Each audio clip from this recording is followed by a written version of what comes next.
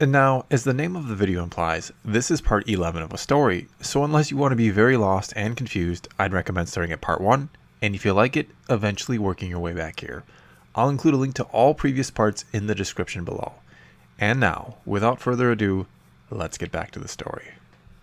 We find ourselves at the Imperial base on Jakku, on the roof of the large structure where an Imperial shuttle is coming in for a landing, and waiting for that shuttle is a large contingency of stormtroopers and officers, along with Mara Jade, and a robed and hooded figure wielding a staff who is being flanked by 4 Imperial Royal Guards. When the shuttle lands and the ramp lowers, Grand Admiral Thrawn begins to walk down it, and as he does, 2 of the 4 Royal Guards immediately head towards the shuttle and take up a position at the base of the ramp, and then they flank him as he walks towards Mara Jade. Mara bows low and says, "Welcome to Jakku, Your Majesty." Thrawn gives her a nod and says, "The title will not be necessary. If what the Sentinel droid told me is true, our Emperor will return, though I am curious to know how such a thing is even possible." Thrawn then looks Mara Jade over and says, "You must be the Emperor's hand, Mara Jade." Mara seems surprised and replies, "The Emperor told you about me?" Thrawn's face remains impassive as he says, "No, but I know nonetheless." Thrawn then turns his attention to the robed figure who stands nearby and has his head lowered and his face hidden. "And who is this?" he asks as he begins to approach the figure, giving a brief glance at the Royal Guards that stand stoically at the figure's sides. Mara Jade simply replies, "The vessel." Thrawn stops directly in front of him, but the figure still makes no movement of any kind. "The vessel?" Thrawn echoes. "And does the vessel have any other name?" Mara Jade shakes her head. "No, he does not." Thrawn says nothing to that, but instead says to the vessel, "That is a rather intriguing staff. May I see it?" Thrawn then raises his arm and extends his hand, not to take it, but rather to have it hopefully given to him. But this act causes the figure to snap into a defensive posture, staff raised, which then causes the 2 Royal Guards flanking Thrawn to also spring into action, as they raise their pikes and jump in front of Thrawn, which of course causes the Royal Guards protecting the robed figure to do the same. We then hear another voice say, "That staff was a gift to him, and the only gift he's ever been given in his life." We then see, heading towards the standoff, an older human dressed in purple robes and wearing a tall purple hat.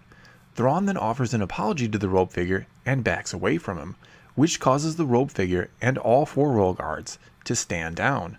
The old man in purple then says as he reaches Thrawn and gives a respectful bow, "That staff once belonged to Darth Plagueis the Wise, but was taken from him when our great master, Lord Sidious, defeated him and took his rightful place as the Master Sith." Thrawn's brow arches in curiosity as he says, "Lord Sidious?" The old man in purple gives a grin. "Come now, Grand Admiral, the time for pretenses are over. Few were ever told what our great Emperor actually was, but I have little doubt you of all people still knew the truth." Thrawn's face remains expressionless as he says, "And you are Yub Tashu, trusted advisor of our Emperor, I trust." Yub Tashu smiles. "You are of course correct, and I am indeed our great Emperor's most trusted advisor, for he has entrusted me, and me alone, with the secret to bringing him back." Thrawn then turns his attention back to the motionless robed figure, "And I assume this one is the key to it all." Yub Tashu smiles again. "He is the vessel, the culmination of a lifetime of research and work by our great Emperor." Yub then turns to the figure and commands him to lower his hood, and the figure does, revealing a face that looks just like Palpatine's, only much, much younger. "Remarkable," Thrawn comments as he looks the figure over, who looks to maybe be in his early 20s. "A perfect clone of Palpatine," he concludes. Once more, Yub smiles, bigger than ever this time. "You have no idea how right you truly are, for he is not just a clone, but a perfected one. Palpatine took the research of his master Plagueis and greatly expanded upon it. He has been finding and studying Force-sensitive children since the Clone Wars even began. There were many failed attempts before this one, and many more that couldn't pass the final test." Thrawn then repeats, clearly intrigued, "Final test? And what is this?" And this is when Mara Jade speaks up. "Defeating me, of course," she says, "or any of the previous hands of the Emperor before me. This one was not the first one my master sent me here to kill," she says, her eyes locked on the young Palpatine. "But unlike the others, I never stood a chance against him. His power with the Force is incredible. Yet in the end, he spared me when he wasn't supposed to." Yub Tashu then adds, "A mistake he paid dearly for, and a weakness I'm sure that we have, quite literally, beaten out of him." Thrawn then asks, "Does he speak?" Yubtashu replies, "He does not. He's only been trained how to respond to the most basic of commands, and, of course, how to fight and wield the Force. He is as blank of a slate as possible for our master to inhabit upon his return from the beyond." As usual, Thrawn's face remains almost completely impassive, but there is the slightest hint of a frown, as if this all isn't sitting well with him. He then says, "And how exactly will our Emperor return from the great beyond, as you say?" Yubtashu replies, "His essence waits for us at the source of the dark side power in the unknown regions." With a subtle raising of the brow, Thrawn asks for Yub to elaborate, and he does. All his life, Palpatine has heard a call from the very dark side itself, beckoning him to come out to it and receive the full power it has to offer. Some Sith have heard the call before him, and have tried to find a way to it, working on a map through the uncharted parts of the galaxy for ages now, and Sidious was finally the one to complete the map. Thrawn takes that all in, nods, and then asks, "And what makes you believe Sidious is somehow there?" Yub replies, "Some Sith believe that when they die, they do not become part of the Force, as all other living beings do, but that they become one with the dark side itself, making it even stronger. This power that Sidious has heard calling to him is the culmination of all the power of the Sith that have come before him, and he believed that he would wind up there as well, waiting to emerge from it and be born anew in a body much like his own that he had created, one he would recognize and that would be ready to receive him." This time, the frown and skepticism is easily read from Thrawn's face. He turns to Mara Jade, who suddenly looks to be lost in thought, and asks, "And what do you believe?" It takes Mara a moment to realize Thrawn was talking to her, and when she does, all she says is, "Palpatine once asked me if I heard any sort of call, and I don't. So who knows what it is he thinks was calling out to him from the unknown regions." Yub looks upset by this, and is about to protest, but Mara cuts him off and says, "If you two will excuse me, there is something I must attend to immediately," and without another word or permission, she turns and starts to march away. As she does, an officer runs up to her and says quietly, "Mistress, we've just gotten an alert that someone has accessed Section B1 on sublevel 17. Mara smiles and she starts to walk even faster. "Perfect," she says to the officer. "It's no doubt just the Sith I needed to talk to." We then jump scenes and get a shot of the Falcon as it flies through hyperspace, and then we're on board and with Anakin, who stands quietly and alone until Leia comes up from behind him and asks, "How are you, Father?" Anakin turns and smiles at her and says, "I really don't know. It's still strange to be free of the suit. It'd been my prison for so long." Leia gives him a comforting smile. "I can only imagine what that must have been like for you." Anakin shuts his eyes and says, "The strangest part is the silence. In that suit, it was never quiet, never. My only reprieve was the bacta tank, but even that was its own kind of prison, a reminder that I was as close to freedom as I was ever going to be." Leia doesn't seem to know what to say to that, so instead, she just holds up Anakin's old blue lightsaber and hands it to him. "I figure you might need this," she says. Anakin only looks at it and says, "When I gave that to you, I was still Darth Vader, and I asked you to fight with me." Anakin shakes his head. "I don't know that I can ask you to fight with me now. Ahsoka was my Padawan, my responsibility, and what has happened to her now, being possessed by this Sith, is also my fault for trying to kill her on Malachor. This is not your fight, Leia. You should have stayed on Yavin." Leia shakes her head. "Your fight is my fight, both as a Jedi and as family. Besides, Luke is on Jakku. I can feel it." A wave of emotion comes over Anakin's face before he says, "My son, I have thought so little of him since this all started. I can't bear the thought of him being in the grasp of the dark side still." Leia then looks eager and says, "I can bring him back to the light. I know I can. I feel that he's conflicted, and I also can see that he's now in the company of the assassin that was sent to kill us on Lothal Minor." "Mara Jade," Anakin says, nodding, as if he can also feel the same. "You should have let me kill her," Leia snaps back. "No," Anakin says, "she is as much a victim of Palpatine's manipulations as I am. What she has become is not her fault. Search your feelings, Leia. Did you sense that the darkness truly consumed her?" Leia reluctantly shakes her head and Anakin says, "And you should learn to trust your feelings. I can tell you they are your greatest strength." Leia nods and then again tries to hand Anakin the saber. "You might need that too," Anakin points out, just looking at it. Leia gives a slight grin and says, holding up Mara Jade's lightsaber, "I still have this one, remember? Though I'm not sure it's my color." Anakin grins and promises that once this is all over, the first thing they will do is get her a saber of her own. He then takes his old saber. As he looks it over, he asks, "So, Obi-Wan had it, and was hiding on Tatooine the whole time?" Leia nods and Anakin continues, "How relentlessly I hunted my old master over the years. How consumed by hatred I was for him. I blamed him for everything, and there was nothing I wanted more than to find him and destroy him. And now there's nothing I wouldn't give to see him again and beg for his forgiveness." Kanan then pops his head in at that moment and says, "Sorry to interrupt, but Han wanted me to let you know we'll be coming out of hyperspace momentarily." Anakin thanks Kanan, but Leia frowns and mutters about how she wants to make sure Han doesn't do something stupid if there are any Imperial ships around when they come out of hyperspace, and leaves the two of them alone. For a long moment, Anakin and Kanan just stand there awkwardly. It is Anakin that finally says, "Kanan, promise me just one thing, that you'll protect her. She's headstrong and refuses to trust her instincts, and it is going to get her in trouble eventually."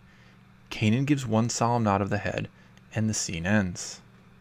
We're now back in the Imperial base on Jakku with Mara Jade, and she stands outside of an open set of doors with a control panel that has clearly been sliced by a lightsaber. She then enters, and we see a large room jam-packed with tube-shaped tanks filled with Bacta that have many different species of beings of different sizes and ages imprisoned within them. Some are missing limbs or look like they have been dissected and are missing organs. Others seem to be semi-conscious and slowly thrash about in their liquid prison. Also in the room are operating tables with restraints and various pieces of equipment of all types and sizes. We then hear a lightsaber ignite, and before Mara can react, Luke, who is still in his stormtrooper disguise, is holding his saber to her throat and asks, "What is all this?" Mara holds up her hands and says, "I'm shocked that you have to ask, what with you being a Sith and all. This is the dark side. This is what a true Sith is willing to do to find the key to immortality." Luke shakes his head. "This is horrible. How could living forever be worth all this?" Mara replies, "To a Sith, all other life is insignificant next to their own." Luke deactivates his saber and refuses to look at any of it as he says, This isn't what I thought it meant to be a Sith. I do not want this." He finishes by throwing his saber away, and finally looks at Mara Jade with an expression that says, "Do what you will to me." For a long moment then, Mara can only stare back at him, her own expression sympathetic. And that sympathy then suddenly makes her angry, and she ignites her saber and raises it above her head as if she's going to strike Luke down. But she can't bring herself to do it. Finally, she says, I didn't know the extent of what was going on down here. This isn't what I want either." The comm on Mara Jade's wrist then beeps, and she answers it and demands to know why she's being disturbed now. The Imperial officer on the other end informs her that Grand Moff Tarkin has arrived with a fleet of Star Destroyers and is demanding that Grand Admiral Thrawn stand down and recognize him as the Supreme Commander of Imperial forces and the acting Emperor within 1 hour, or he will fire upon Thrawn's Star Destroyer and the base and obliterate both.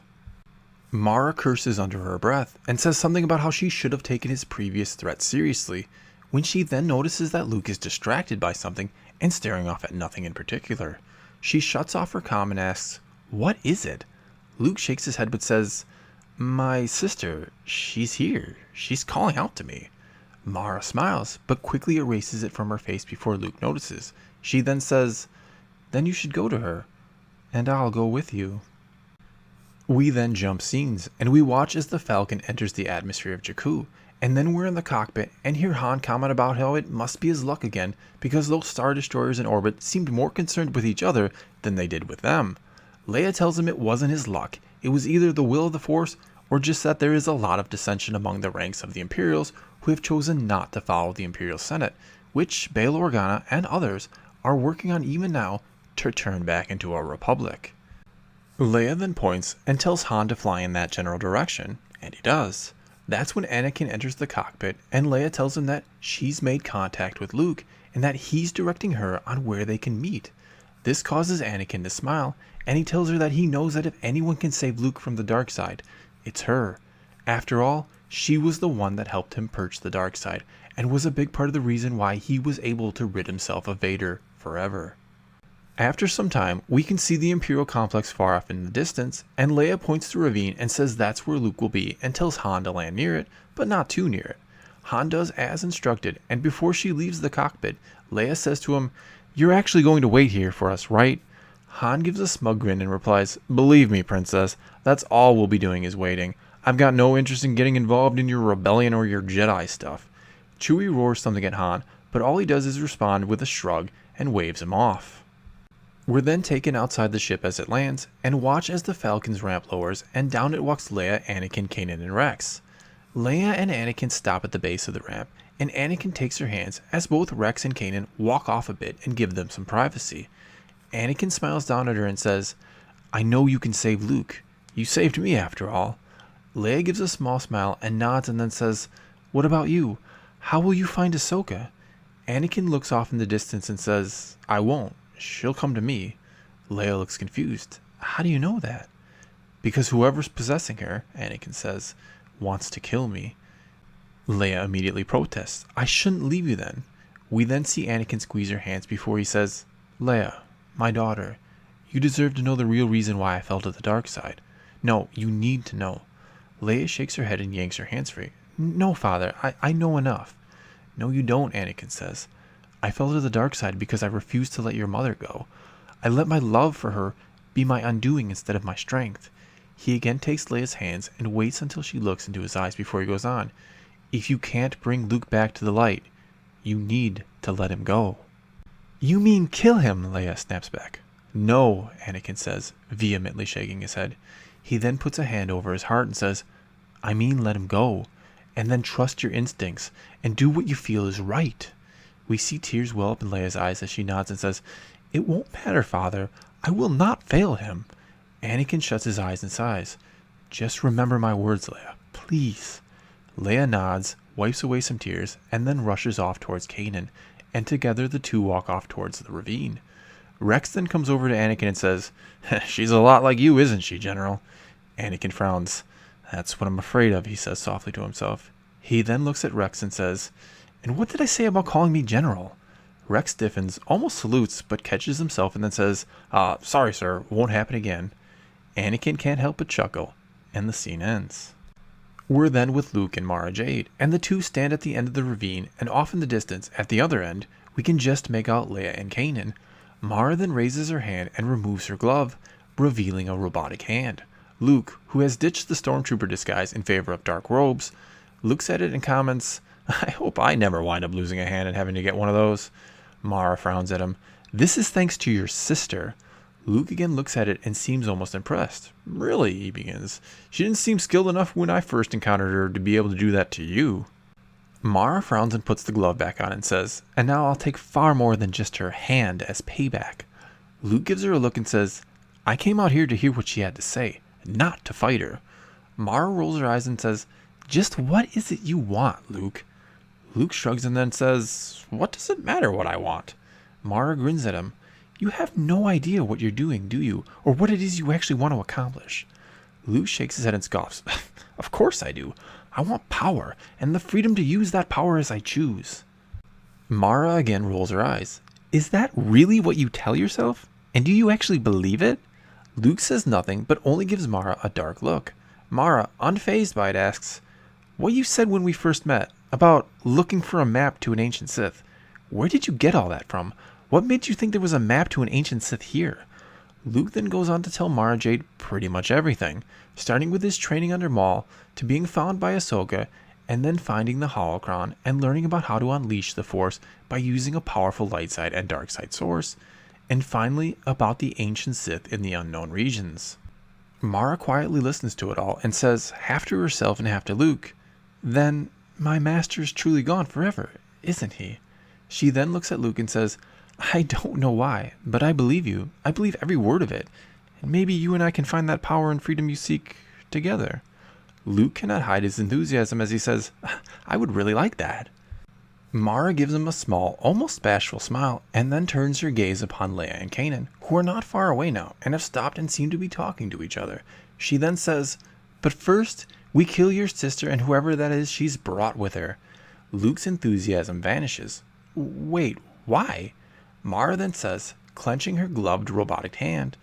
Because I too want freedom, and I won't be able to have it knowing she still lives. We then switch, and we're now with Leia and Kanan, and Leia says to him, "Thank you for coming with me." Kanan smiles and says, "Wherever you go, I'll follow, princess." Leia smiles back and jokes, "You can call me Leia, remember?" Kanan shakes his head. "Nah, I think I like calling you princess. Something about it feels right." Leia playfully rolls her eyes and can't help but smile. "And thank you," she then says, "for easing my nerves. I don't think I could do this without you here. And thank you for everything else." Kanan then stops walking and turns to Leia, and his look is suddenly very serious. "And thank you," he begins, "for helping me find my way yet again. After Ezra went missing on Tatooine, I became obsessed with finding him, and I refused to give up, and I blamed my friends for not doing all they could to help me find him. I feel like I lost them too. That I lost Zeb, Hera, Sabine, and even Chopper. I feel like I lost my family. You helped remind me what really matters. And I want you to know that..." Before Kanan can finish what he was about to say, we see Mara Jade off in the distance draw her hands back and then push them forward, releasing a massive force blast. But it isn't aimed at Kanan and Leia, but rather at the rock face above them, and when it hits, it causes several large boulders to break loose and fall towards Kanan and Leia. But both manage, in the nick of time, to raise their hands and use the force to hold them up and stop themselves from being crushed. But it is clearly a struggle for them to hold, and one they will not be able to handle for long. We're then underneath the suspended boulders with them, and hear Kanan say through clenched teeth, "I can't move them. They're too heavy." Leia then says, "Kanan, I can't hold this for long." We then see Kanan look around frantically, as if somehow he'll find an answer. And then his eyes settle on Leia, and something seems to dawn on him. He then shuts his eyes, and for a moment, we see two loving parents holding a toddler, before handing it over to a figure in robes. The figure assures the weeping parents that he will become a Jedi, and be a beacon of light and hope in the galaxy. We then see a young boy, maybe 7, wielding a lightsaber in the company of several other children of many different species, and Master Yoda is there instructing them. "Very good, young Caleb," Yoda says. "Very good." We then see young Caleb again, maybe 13 now, practicing his saber techniques with his master, Deba Balaba, when he deactivates his saber and asks of his master, "What happens to us Jedi when we die?" Deba replies, "All living beings become one with the Force when they die, but when a Jedi dies, their light shines brightly within the Force, and can even be felt by future Jedi. So when a Jedi dies, we do not mourn, but rejoice for them, for they will be a part of us and future generations forever." Young Caleb nods his head, though he does not seem to understand. We now see Caleb, in his early 20s, sitting in a cantina alone with an empty glass in his hand and several more set before him, and his vacant, bloodshot eyes stare at nothing in particular. A bartender then comes over and says, "Another drink, Kanan?" To which Caleb, or Kanan as he now calls himself to hide from the Empire, only nods. We now see Kanan, surrounded by the other members of the Ghost crew, relaxing on one of those rare days when they weren't on a mission or being pursued by the Empire or some other threat. And as Kanan sits there, he looks around at all of them and smiles to himself. We now see Kanan in the deserts of Tatooine, blind and alone, calling out Ezra's name, but no one answers him. Kanan then opens his eyes, and the first thing they settle upon is Leia's face, and his face immediately becomes peaceful. Leia sees it and manages to say, "No, Kanan, whatever it is you're thinking, don't you dare."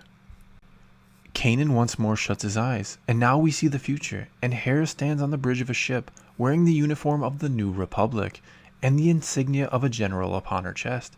At her side is Chopper. We now see Zeb, and he is on the hidden planet of his people, and he is training a group of young Lasat soldiers how to wield a bow staff, and how to be future honor guards. We then see Sabine, and she is with her fellow Mandalorians on a peaceful Mandalore, and has never looked happier.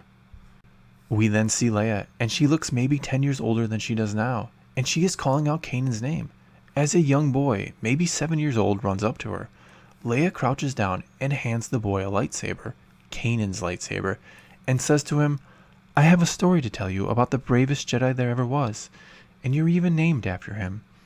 We then see Han Solo, who picks up the boy and calls him his son, as he sets him on his lap as Leia begins her story. Kanan then opens his eyes, and we realize only the briefest moments has gone by since he shut them. He still looks at Leia, his expression more calm and peaceful than ever, though hers is panicked and tears streak down her face as she says, "Please, whatever you're thinking, don't do it. We can get out of this." But Kanan shakes his head and simply says to her, "I will be one with the Force, and the Force will be with you, always." Kanan then takes one of his hands and stops using it to hold up the boulders, and the look on his face is excruciating as he tries to use the other hand to take both the weight he had and that which Leia had. Leia quickly realizes she's no longer holding them and starts to shake her head and cry out, but Kanan immediately draws back his free hand and force pushes her as clear of the boulders as he can before he loses his hold on them and they all collapse upon him. And that is where this part ends. Well, that's all I've got for you this time. Now it's your turn to let me know what you thought of this part of the story and how you think it will end. So leave a comment below and let's talk some Star Wars. And until next time, for our final part of Dark Vengeance, thanks for watching.